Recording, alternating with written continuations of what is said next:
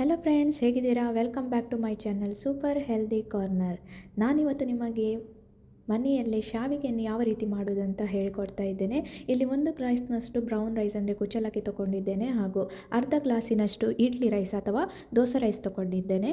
ಇದನ್ನು ನಾನು 5ರಿಂದ 6 ಗಂಟೆಗಳ ಕಾಲ ನೆನೆಸಿದ್ದೇನೆ. ಮತ್ತು ಇವಾಗ ಗ್ರೈಂಡ್ ಮಾಡಿಕೊಳ್ಳುವಾಗ ಇದನ್ನು ಗಟ್ಟಿಯಾದ ಹದಕ್ಕೆ ನೀವು ಗ್ರೈಂಡ್ ಮಾಡಿಕೊಳ್ಬೇಕು. ಮಿಕ್ಸಿಯಲ್ಲಿ ಗ್ರೈಂಡ್ ಮಾಡ್ಕೊಳ್ಳಿಕ್ಕೆ ನಿಮಗೆ ಸುಲಭ ಆಗಲಿಕ್ಕೆ 5ರಿಂದ 6 ಗಂಟೆಗಳ ಕಾಲ ಇದನ್ನು ನೆನೆಸಬೇಕು, ಅಥವಾ ನಿಮಗೆ 8 ಗಂಟೆಗಳ ಕಾಲ ಸಹ ನೆನೆಸ್ಬೋದು. ನೀವು ಎಷ್ಟು ನೆನೆಸ್ತೀರಿ ಅಷ್ಟು ನಿಮಗೆ ಸುಲಭವಾಗಿ ಗ್ರೈಂಡ್ ಮಾಡಲಿಕ್ಕೆ ಬರ್ತದೆ ಮಿಕ್ಸಿಯಲ್ಲಿ. ನೀವು ಗ್ರೈಂಡರಲ್ಲಿ ರುಬ್ಬುವುದಾದರೆ ಒಂದು 3-4 ಗಂಟೆಗಳ ಕಾಲ ಇದು ನೆನೆದರೆ ಸಾಕು. ಇವಾಗ ನಾನು ಮಿಕ್ಸಿಯಲ್ಲಿ ಇದನ್ನು ರುಬ್ಕೊಳ್ತಾ ಇದ್ದೇನೆ, ಅದಕ್ಕೋಸ್ಕರ ನಾನು ಹೆಚ್ಚು ಹೊತ್ತು ಇದನ್ನು ನೆನೆಸಿಕ್ಕೆ ಹಾಕಿದ್ದೆ. ಮತ್ತು ನಿಮಗೆ ಬ್ರೌನ್ ರೈಸ್ ಏನಿದೆ, ನಾವು ಅನ್ನ ಮಾಡ್ತೇವಲ್ಲ, ಆ ಅಕ್ಕಿ ಏನಿದೆ ಅದು ಗ್ರೈಂಡ್ ಮಾಡಲಿಕ್ಕೆ ಸುಲಭ ಆಗಬೇಕಾದ್ರೆ ನಾವು ಹೆಚ್ಚು ಹೊತ್ತು ನೆನೆಸಬೇಕಾಗ್ತದೆ. ಅದು ದೋಸೆ ರೈಸ್ನಷ್ಟು ಸುಲಭವಾಗಿ ಗ್ರೈಂಡ್ ಆಗಲ್ಲ. ಇದನ್ನು ಗ್ರೈಂಡ್ ಮಾಡಿಕೊಳ್ಳುವಾಗ ನೀವು ಮಧ್ಯದಲ್ಲಿ ಎಷ್ಟು ನೀರು ಬೇಕೋ ಅಷ್ಟನ್ನು ನೋಡಿ ಸೇರಿಸ್ಕೊಳ್ಳಿ. ಕೆಲವೊಮ್ಮೆ ಏನಾಗ್ತದೆ, ತಪ್ಪಿ ನಾವು ಹೆಚ್ಚಿಗೆ ನೀರನ್ನು ಹಾಕ್ತೇವೆ. ಹೆಚ್ಚಿಗೆ ನೀರನ್ನು ನೀವೇನಾದರೂ ಸೇರಿಸಿದ್ರಿ ಅಂತಾದರೆ ಅದನ್ನು ನೆಕ್ಸ್ಟ್ ಅಕ್ಕಿ ಸ್ವಲ್ಪ ಇನ್ನಷ್ಟು ಗಟ್ಟಿ ಹದಕ್ಕೆ ಗ್ರೈಂಡ್ ಮಾಡಿಕೊಂಡು ಅದನ್ನು ಅದಕ್ಕೆ ಬೆರೆಸಿ, ಅಥವಾ ನೀವು ರೈಸ್ ಪೌಡರ್ ಏನಾದರೂ ಇದ್ದಿದ್ದರೆ ಅದನ್ನು ಇದಕ್ಕೆ ಜೊತೆ ಮಿಕ್ಸ್ ಮಾಡಿ ಆ ಗಟ್ಟಿ ಹದಕ್ಕೆ ಬರ್ಬೋದು. ಅಂದರೆ ನಿಮಗೆ ಕೈಯಲ್ಲಿ ಉಂಡೆ ಮಾಡುವಷ್ಟು ಹದದಲ್ಲಿ ಈ ಹಿಟ್ಟಾಗಬೇಕು. ಇವಾಗ ಇದನ್ನು ಚೆನ್ನಾಗಿ ಗ್ರೈಂಡ್ ಮಾಡ್ಕೊಳ್ತಾ ಇದ್ದೇನೆ. ನಾನು ಇದರಲ್ಲಿ ಗ್ರೈಂಡ್ ಮಾಡುವಾಗ ನಾನು ಸ್ವಲ್ಪನೇ ಅಕ್ಕಿ ಹಾಕಿ ಗ್ರೈಂಡ್ ಮಾಡ್ತಿದ್ದೇನೆ. ಮಿಕ್ಸಿಯಲ್ಲಿ ಸ್ವಲ್ಪನೇ ಅಕ್ಕಿ ಹಾಕಿ ನೀವು ಗ್ರೈಂಡ್ ಮಾಡಿಕೊಳ್ಳಿ, ಆವಾಗ ಗ್ರೈಂಡ್ ಈಸಿಯಾಗಿ ಚೆನ್ನಾಗಿ ಗ್ರೈಂಡ್ ಆಗುತ್ತೆ. ನೀವು ಒಮ್ಮೆಲೆ ಹೆಚ್ಚಿಗೆ ಅಕ್ಕಿಯನ್ನು ಹಾಕಿದರೆ ಅದು ಗ್ರೈಂಡ್ ಅಷ್ಟು ಚೆನ್ನಾಗಿ ಆಗೋದಿಲ್ಲ. ಅದಕ್ಕೆ ಸ್ವಲ್ಪನೇ ಅಕ್ಕಿ ಸೇರಿಸ್ತಾ ಗ್ರೈಂಡ್ ಮಾಡ್ಕೊಳ್ತಾ ಬರಬೇಕು. ಇವಾಗ ನಾನು ಒಮ್ಮೆ ಗ್ರೈಂಡ್ ಮಾಡಿದ್ದೇನೆ, ಇದರದ್ದು ಹದ ತೋರಿಸ್ತೇನೆ ಹೇಗಿದೆ ಅಂತ ನೋಡಿ.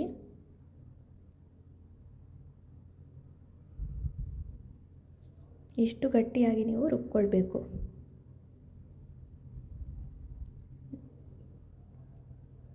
ನೋಡಿ, ಇಷ್ಟು ಹದದಲ್ಲಿರಬೇಕು, ನಿಮಗೆ ಕೈಯಲ್ಲಿ ಉಂಡೆ ಮಾಡಲಿಕ್ಕಾಗ್ತದೆ. ಈ ಶಾವಿಗೆ ಏನಿದೆ ನಾವು ಮನೆಯಲ್ಲೇ ಮಾಡಿಕೊಂಡ್ರೆ ಇದನ್ನು ನಾವು ಚಿಕನ್ ಸಾರಿನ ಜೊತೆ ಅಥವಾ ಮಟನ್ ಸಾರಿನ ಜೊತೆ ತುಂಬ ಚೆನ್ನಾಗಿರುತ್ತೆ. ಹಾಗೆಯೇ ಈ ಶಾವಿಗೆ ಏನಿದೆ ಇದರಿಂದ ಬಹಳಷ್ಟು ಬ್ರೇಕ್ಫಾಸ್ಟ್ ಕೂಡ ರೆಸಿಪಿಗಳನ್ನು ಮಾಡಲಿಕ್ಕೆ ನಿಮಗೆ ಆಗ್ತದೆ. ಇದನ್ನು ಮಾಡಿಟ್ಟರೆ ಒಂದಿನ ಅದನ್ನು ರೆಫ್ರಿಜರೇಟರಲ್ಲಿಟ್ಟರೆ ನೆಕ್ಸ್ಟ್ 2 ದಿವಸ ನಿಮಗೆ ಇದನ್ನು ಉಪ್ಪಿಟ್ಟು ಅಥವಾ ಏನಾದರೂ ಮಾಡ್ಕೊಳ್ಬೋದು. ನೆಕ್ಸ್ಟ್ ವಿಡಿಯೋದಲ್ಲಿ ನಾನು ಇದರಿಂದ ಉಪ್ಪಿಟ್ಟನ್ನು ಹೇಗೆ ಮಾಡೋದಂತ ಸಹ ನಿಮಗೆ ಹೇಳಿಕೊಡ್ತೇನೆ. ಈಗ ಈ ಶಾವಿಗೆ ಏನಿದೆ ಇಷ್ಟು ತಿಕ್ಕಾಗಿ ಬರಬೇಕು.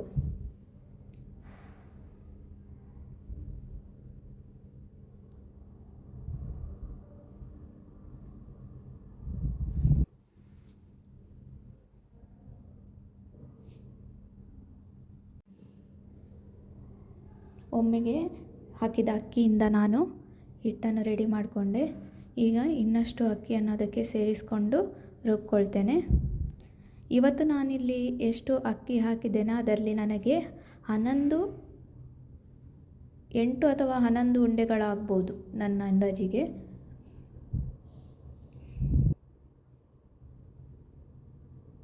ಯೂಶ್ವಲಿ ನಾನು ಮನೆಯಲ್ಲಿ ಮಾಡುವಾಗ ನಾನು ಅಕ್ಕಿಯನ್ನು ಅಷ್ಟೇ ಪ್ರಮಾಣದಲ್ಲಿ ತಗೊಳ್ತೇನೆ. ಆವಾಗ ನನಗೆ 8ರಿಂದ 10 ಉಂಡೆಗಳಷ್ಟು ಸಿಗ್ತದೆ. ಒಂದು 8ರಿಂದ 10ರಷ್ಟು ಶಾವಿಗೆಗಳಾಗ್ತದೆ ನನಗೆ. ಇವಾಗ ನೀರು ಸೇರಿಸ್ಕೊಂಡು ಮತ್ತೊಮ್ಮೆ ರುಬ್ಕೊಳ್ತಿದ್ದೇನೆ.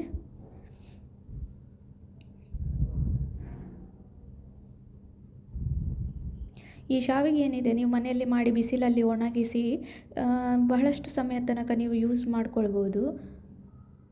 ನಿಮಗೆ ಹೀಗೆ ನೀಡಲಿಕ್ಕಾಗದಿದ್ದರೆ ಅದನ್ನು ಬಿಸಿಲಲ್ಲಿ ಒಣಗಿಸಿದರೆ ನಿಮಗೆ ಆ ಬಿಸಿಲಲ್ಲಿ ಒಣಗಿಸಿ ಇಟ್ಟದ್ದನ್ನು ಹಾಳಾಗುವುದಿಲ್ಲ. ಅದನ್ನು ನಿಮಗೆ ಮುಂದೆ ಹೊರಗಿಂದ ಮಾರ್ಕೆಟಿಂದ ನಿಮಗೆ ಆ ಶಾವಿಗೆಯನ್ನು ತರುವ ಬದಲು ಅದನ್ನೇ ನೀವು ಉಪ್ಪಿಟ್ಟಲ್ಲಿ ಯೂಸ್ ಮಾಡ್ಕೊಳ್ಬೋದು.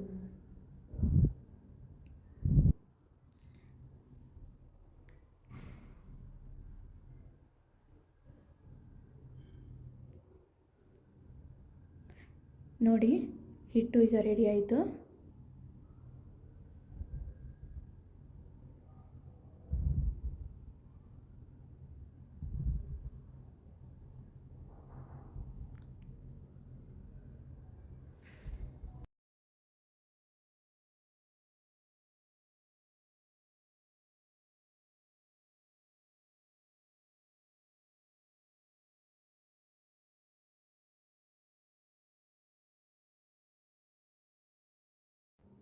ಇವಾಗ ನಾವು ಇಡ್ಲಿ ಮಾಡುವ ಪಾತ್ರೆಗೆ ನೀರನ್ನು ಹಾಕಿ ಅದನ್ನು ಕುದಿಲಿಕ್ಕೆ ಗ್ಯಾಸ್ ಮೇಲೆ ಇಟ್ಟಿದ್ದೇನೆ.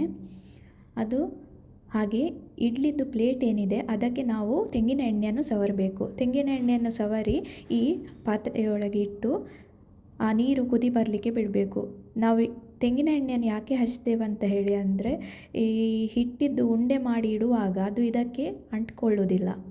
ಅದಕ್ಕೋಸ್ಕರ ನಾವು ಇದಕ್ಕೆ ಚೆನ್ನಾಗಿ ತೆಂಗಿನ ಎಣ್ಣೆಯನ್ನು ಹಚ್ಕೊಳ್ಬೇಕು. ಇವಾಗ ನಾನು ತೆಂಗಿನ ಎಣ್ಣೆ ಹಚ್ಚಿ ಇದನ್ನು ಕುದಿ ಬರಲಿಕ್ಕೆ ಬಿಡ್ತೇನೆ. ಈ ನೀರು ಕುದಿ ಬಂದ ನಂತರ ನಾವು ಮಾಡಿದ ಉಂಡೆಗಳನ್ನು ಇದರಲ್ಲಿ ಇಡಲಿಕ್ಕಿದೆ. ಇವಾಗ ಈ ಹಿಟ್ಟು ನಾವು ಗ್ರೈಂಡ್ ಮಾಡಿದ್ದು ರೆಡಿ ಇದೆ. ಇದನ್ನು ಚೆನ್ನಾಗಿ ಕೈಯಲ್ಲಿ ಕಲಸ್ಕೊಳ್ಳಿ. ಯಾಕಂತ ಹೇಳಿದರೆ ನಾವು 3-4 ಸರ್ತಿ ಇದನ್ನು ಸ್ವಲ್ಪ ಸ್ವಲ್ಪನೇ ಅಕ್ಕಿ ಹಾಕಿ ರುಬ್ಬಿದ್ದೇವೆ. ಎಷ್ಟಂದರೂ ನಾವು ನೀರು ಸೇರಿಸುವಾಗ ಅದು ಅದರ ಪ್ರಮಾಣ ಆಚೆ ಈಚೆ ಆಗಿರುತ್ತೆ. ಅದಕ್ಕೋಸ್ಕರ ಇದನ್ನು ಕೈಯಲ್ಲಿ ಸರಿಯಾಗಿ ನಾವು ಮಿಕ್ಸ್ ಮಾಡಿಕೊಳ್ಬೇಕು. ಕೆಲವು ಹಿಟ್ಟು ತುಂಬ ಗಟ್ಟಿಯಾಗಿರ್ಬೋದು ಅಥವಾ ಮೆದು ಇರ್ಬೋದು, ಅದೆಲ್ಲ ಸರಿಯಾಗಿ ಇದರಲ್ಲಿ ಹೊಂದ್ಕೊಳ್ಬೇಕು. ಮತ್ತು ಈ ಸ್ಟೆಪ್ಪಲ್ಲಿ ನಾನು ಸ್ವಲ್ಪ ಉಪ್ಪನ್ನು ಇದಕ್ಕೆ ಸೇರಿಸ್ಕೊಳ್ತಾ ಇದ್ದೇನೆ. ನಿಮಗೆ ಉಪ್ಪು ಬೇಕಿದ್ದರೆ ಅಕ್ಕಿಯನ್ನು ಗ್ರೈಂಡ್ ಮಾಡುವಾಗ ಹಾಕ್ಕೊಳ್ಬೋದು. ಆದರೆ 3-4 ಬಾರಿ ನೀವು ಇದನ್ನು ಗ್ರೈಂಡ್ ಮಾಡುವಾಗ ಉಪ್ಪನ್ನು ಹಾಕಿದರೆ ಅದರ ಪ್ರಮಾಣ ಆಚೆ ಈಚೆ ಆಗ್ಬೋದು. ಅದಕ್ಕೋಸ್ಕರ ನಾನು ಕೊನೆಯಲ್ಲೇ ಉಪ್ಪನ್ನು ಸೇರಿಸಿ ನೋಡಿಕೊಂಡು ನಾನು ಇದರ ಜೊತೆ ಕಲಸ್ತೇನೆ. ಸರಿಯಾಗಿ ಇದನ್ನು ಮಿಕ್ಸ್ ಮಾಡಿಕೊಳ್ಬೇಕು.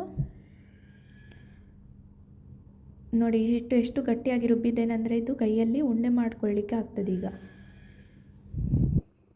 ಒಂದು ವೇಳೆ ನಿಮಗೆ ನೀರು ಜಾಸ್ತಿ ಆಗಿದೆ, ಕೈಯಲ್ಲಿ ಉಂಡೆ ಮಾಡಲಿಕ್ಕೆ ಬರದಿದ್ದರೆ ಅಕ್ಕಿ ಹಿಟ್ಟು ಏನಾದರೂ ಇದ್ದರೆ ಅದನ್ನು ಇದರ ಜೊತೆ ಸೇರಿಸಿ ಮಿಕ್ಸ್ ಮಾಡಿ ಗಟ್ಟಿ ಮಾಡಿಕೊಳ್ಳಿ.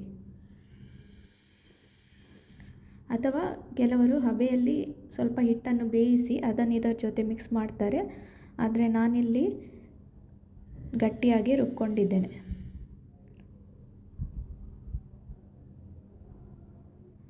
ನಮ್ಮ ಮಂಗಳೂರು ಕಡೆಯೆಲ್ಲ ನಾವು ಹಬ್ಬ ಎಲ್ಲ ಇದ್ದರೆ ಇದನ್ನು ಮಾಡ್ತೇವೆ. ಚಿಕನ್ ಸಾರಿನ ಜೊತೆ ತಿನ್ನಲಿಕ್ಕೆ ತುಂಬಾ ಚೆನ್ನಾಗಿರುತ್ತೆ. ನೋಡಿ, ಇವಾಗ ಹಿಟ್ಟು ಈ ರೀತಿ ಉಂಡೆ ಮಾಡಲಿಕ್ಕೆ ಬರ್ತಾ ಇದೆ.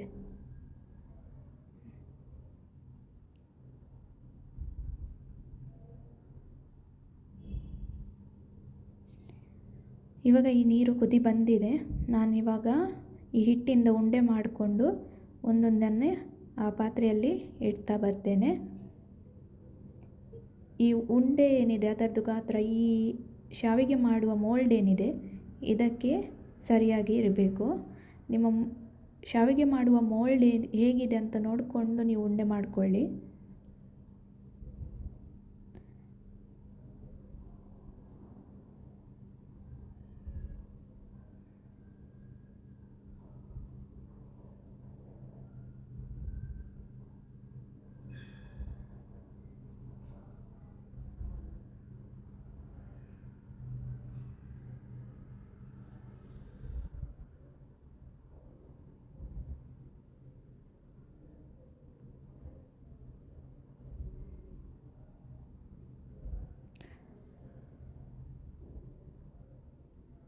ನೀವು ಈವರೆಗೆ ನನ್ನ ಚಾನೆಲನ್ನು ಸಬ್ಸ್ಕ್ರೈಬ್ ಮಾಡಲಿಲ್ಲ ಅಂದರೆ ದಯವಿಟ್ಟು ನನ್ನ ಚಾನೆಲನ್ನು ಸಬ್ಸ್ಕ್ರೈಬ್ ಮಾಡಿ.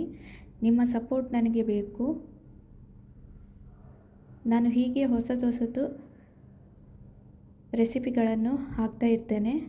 ಹೆಲ್ದಿ ರೆಸಿಪಿಗಳು ಹಾಗೂ ಮಂಗಳೂರು ಶೈಲಿಯ ರೆಸಿಪಿಗಳನ್ನು ನಾನು ಹಾಕ್ತೇನೆ.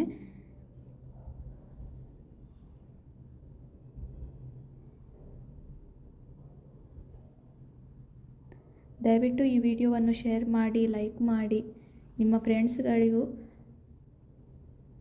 ನನ್ನ ಚಾನೆಲನ್ನು ಸಬ್ಸ್ಕ್ರೈಬ್ ಮಾಡಲಿಕ್ಕೆ ಹೇಳಿ.